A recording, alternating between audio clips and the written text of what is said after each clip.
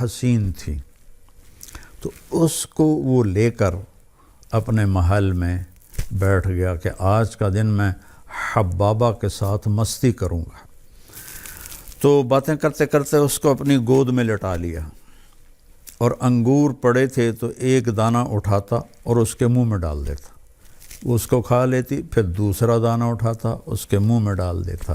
اس طرح کی ایک مزے کی شکل بنی۔ پھر ایک دانہ اٹھا کر اس کے منہ میں ڈالا تو اس کے حلق کے اندر جا کے پھنس گیا، تو اس کا کھانسی، سانس کھڑا، وہ دانہ نہیں نکلا، اور یہاں تک کہ وہ اس کے سامنے تڑپ تڑپ کے مر گئی، اور اس کا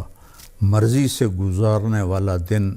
سب سے زیادہ اس کے لیے خوفناک دن بن گیا۔ اتنا غمگین ہوا، 3 دن تک اس نے اسے دفن نہیں کرنے دیا، اس کی لاش سامنے رکھ کے بیٹھا رہا۔ تیسرے دن اس میں بدبو پڑنے لگی اور جسم گلنے لگا، تو پھر زبردستی اس کے رشتہ داروں نے، اس کے بھائی ہشام نے اسے چھین کر اس کو دفن کیا۔ تو مرضی کی زندگی یہاں نہیں، آگے ہے، جہاں یہ میں آپ کے سامنے آیت پڑھی ہے کہ وہاں موت ختم، بڑھاپا ختم، بیماری ختم، غریبی ختم، فقر ختم، غم ختم، دکھ ختم، ہر قسم کی نیند ختم، نیند بھی نہیں آئے گی، ہمیشہ جاگتے رہیں گے۔ تو اللہ فرما رہے ہیں کہ ان کو جب بھی کوئی پھل پیش کیا جائے گا تو وہ کہیں گے یہ تو ہم نے ابھی کھایا ہے، لیکن جب وہ کھائیں گے تو پتہ چلے گا کہ نہیں یہ تو کوئی اور ہے، وہ تو اس کے مشابہ تھا جو پہلے کھایا تھا۔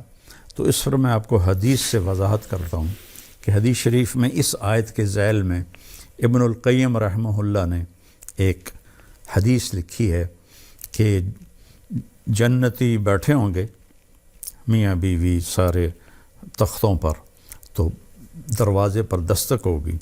اور ایک فرشتہ، نوکر دروازہ کھولے گا تو ایک فرشتہ کھڑا ہوگا تھال لے کر، اور تھال کے اوپر ایسے کپڑا ہوگا، وہ کہے گا اپنے مالک سے اجازت دو، مجھے اللہ نے بھیجا ہے۔ تو اللہ کی طرف سے آیا ہوا بھی جنتی سے اجازت لے کے اندر داخل ہوگا۔ یہ عزت و جلال و کمال کی بات، یہاں تو آج بادشاہ ہوتا ہے، کل پھانسی چڑھ جاتا ہے۔ تاریخ پڑھو کیا حال ہوا لوگوں کا۔ تو وہ اجازت دے گا تو آ کر اس کے سامنے ایسے تھال پہ رکھے گا، کہا جی یہ اللہ نے آپ کے لیے تحفہ بھیجا ہے۔ تو جب وہ ایسے اس سے کپڑا اٹھائیں گے تو کہیں گے او بھائی یہ تو ابھی کھایا ہے، یہ تو میری جنت کا پھل ہے، یہ تو میں نے ابھی کھایا ہے۔ تو وہ فرشتہ کہے گا کہ اللہ تعالیٰ فرما رہے ہیں کہ ذرا ایک ٹکڑا اس میں سے لے کر آپ چکھیں۔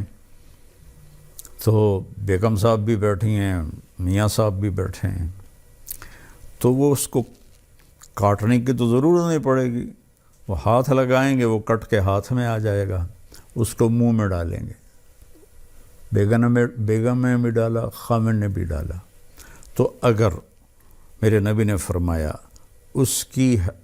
جنت میں، یہ آگے میں مثال کے طور پر عرض کر رہا ہوں،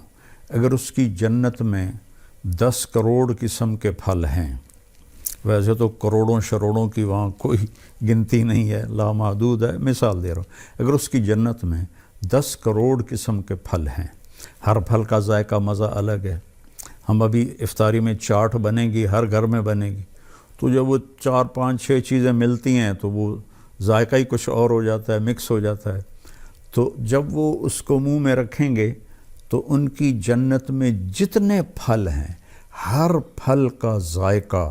الگ الگ الگ اس ایک لقمے میں اللہ انہیں محسوس کروائے گا، اور پھر آواز آئے گی وَأُتُوا بِهِ مُتَشَابِهًا، میرے بندے یہ اس کے مشابہ تھا، یہ وہ نہیں تھا جو تم کہہ رہے تھے۔ اور پھر مزے کی بات اس سے اگلی کہ دنیا کی سب سے بڑی نعمت عورت ہے مادی نعمتوں میں، اور عورت کے لیے سب سے بڑی نعمت مرد ہے مادی نعمتوں میں۔ تو یہاں ہم سب پیشاب پخانے میں بھرے ہوئے ہیں، ہر ایک کے ساتھ پیشاب بھی لگا ہوا ہے، پخانہ بھی لگا ہوا ہے، بیماری بھی لگی ہوئی ہے، موت بھی لگی ہوئی ہے، بڑھاپا بھی لگا ہوا ہے۔ تو وَلَهُمْ فِيهَا أَزْوَاجٌ مُطَهَّرَةٌ، تمہاری بیویاں ہوں گی پاکیزہ، نہ وہاں کوئی حمل ہوگا اور نہ وہاں کوئی ولادت ہوگی، اور نہ بڑھاپا آئے گا، نہ رنگ بدلے گا، نہ روپ بدلے گا، نہ جوانی ڈھلے گی،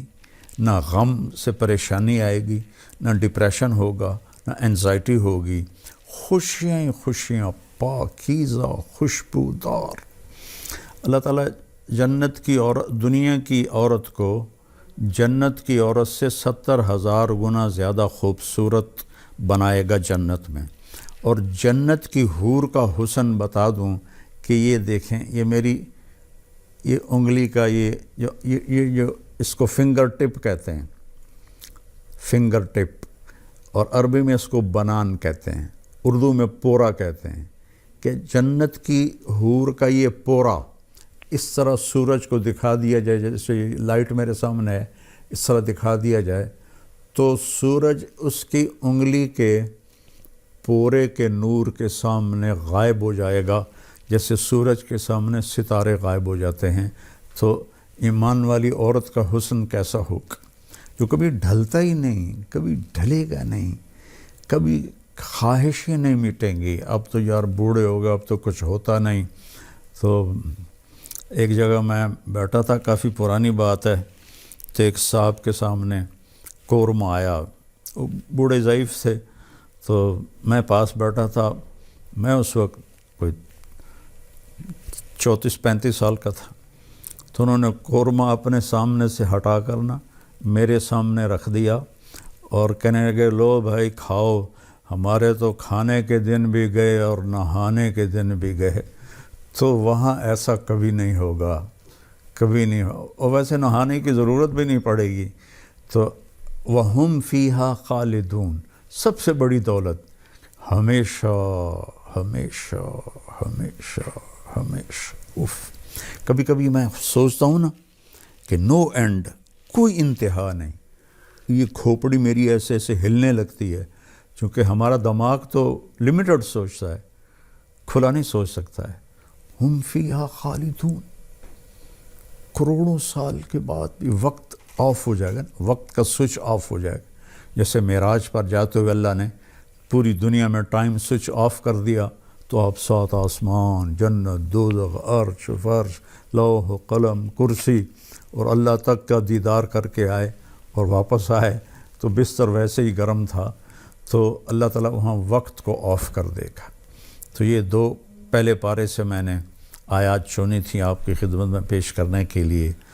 میرے نبی نے فرمایا کہ اطلب الجنت جہدکم، جنت کمانے کے لیے پوری جان لگا دے، وَاہْرَبُوا مِنَ النَّارِ جَہْدَكُمْ، اور جہنم سے بچنے کے لیے پوری جان لگا دے۔ دنیا کے لیے نہیں کہا کہ پوری جان لگا دے، کہ جنت کے لیے کہا پوری جان لگا دے۔